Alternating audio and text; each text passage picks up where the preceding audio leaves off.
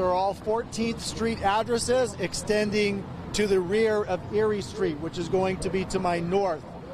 We have addresses ranging from 174, 174B, 164, 160, 140, and 120 14th Street for a total of 6 commercial addresses. One of those locations does house residents in a Art Coalition homing project. That establishment has 3 residential individuals who are displaced. A result of this active 5th alarm fire resulted in 1 injury to a firefighter who received a traumatic injury as a result of fighting this fire. That firefighter has recently been released from the trauma center and is going to be okay. We have the 3 displaced residents as well as an unaccounted number of employees from the established businesses that are affected from this fire.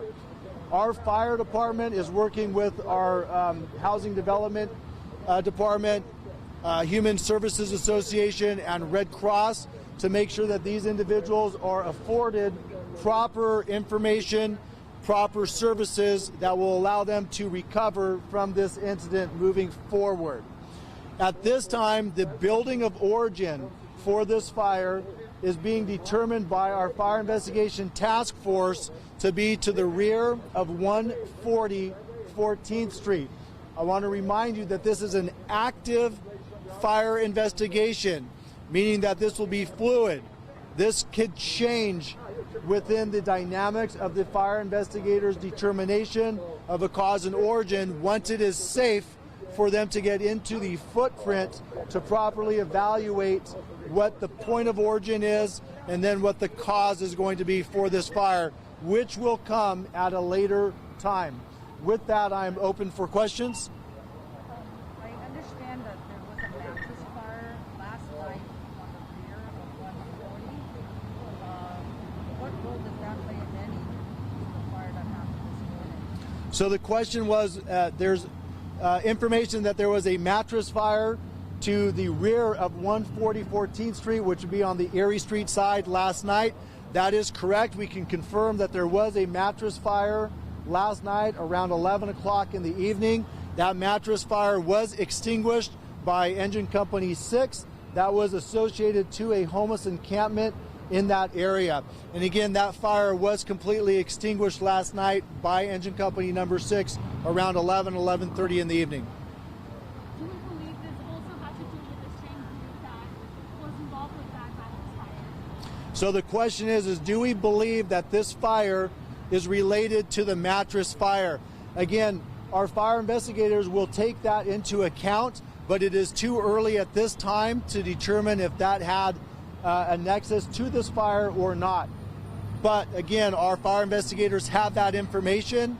They are evaluating what occurred last night, and they will place that into their determining factor as to the cause and origin of this fire. So the question is there's a missing cat associated to this incident. That missing cat was, I believe, associated to 140 14th Street. Our firefighters went into that building numerous times after learning of the missing cat. The structural stability of that building is unsafe to be in.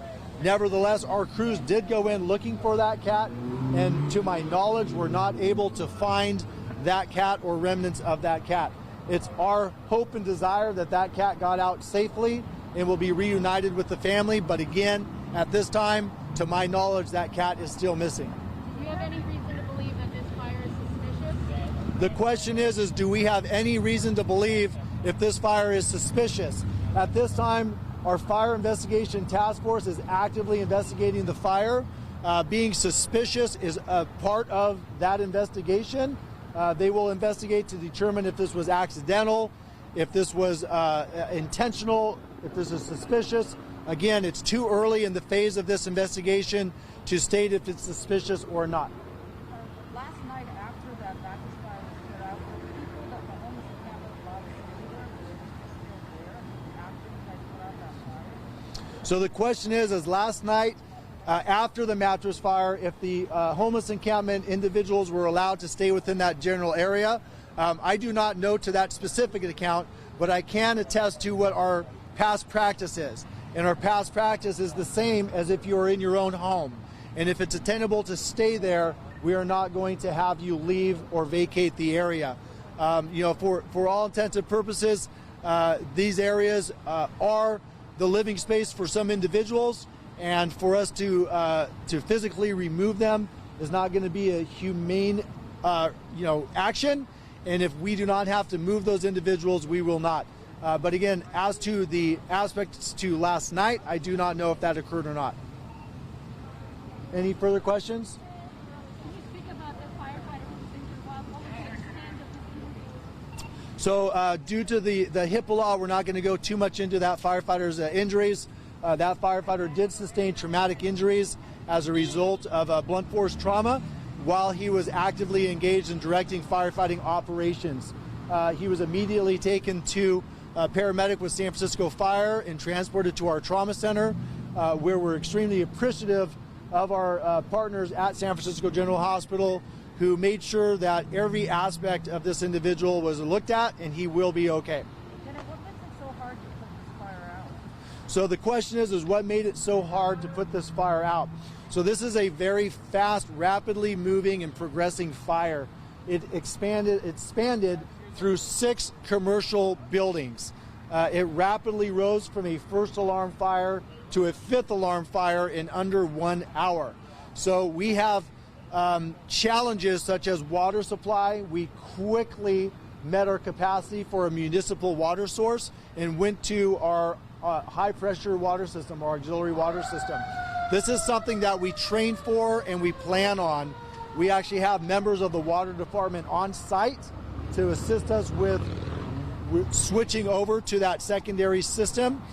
We also employed our large line water or above ground water system, which is 5-inch hose, to help supply some of our above ground water systems, our aerial ladder pipe operations with water.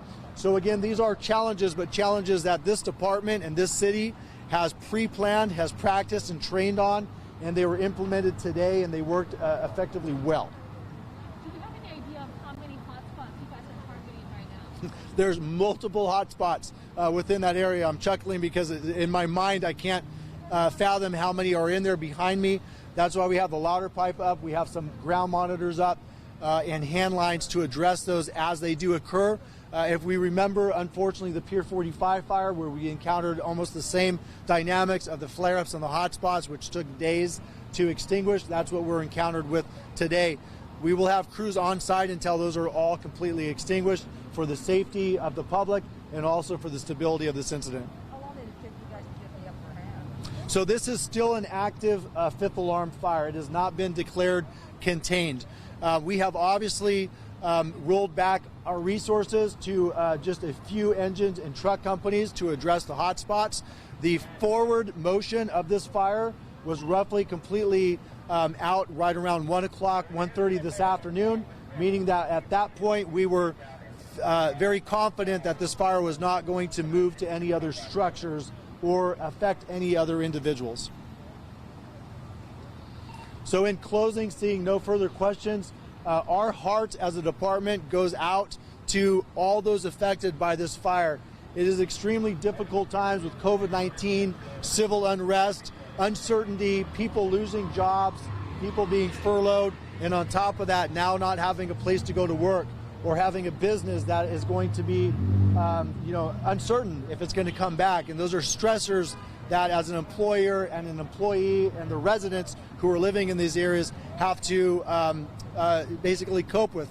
It's important to realize that they're not coping with this alone, because we are a solid community in San Francisco.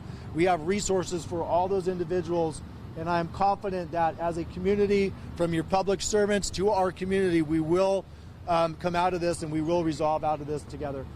Thank you very much for being here and allowing us to share this information with you.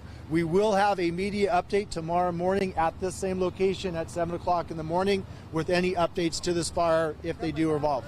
Thank you very much and have a good evening. Lieutenant Jonathan Baxter.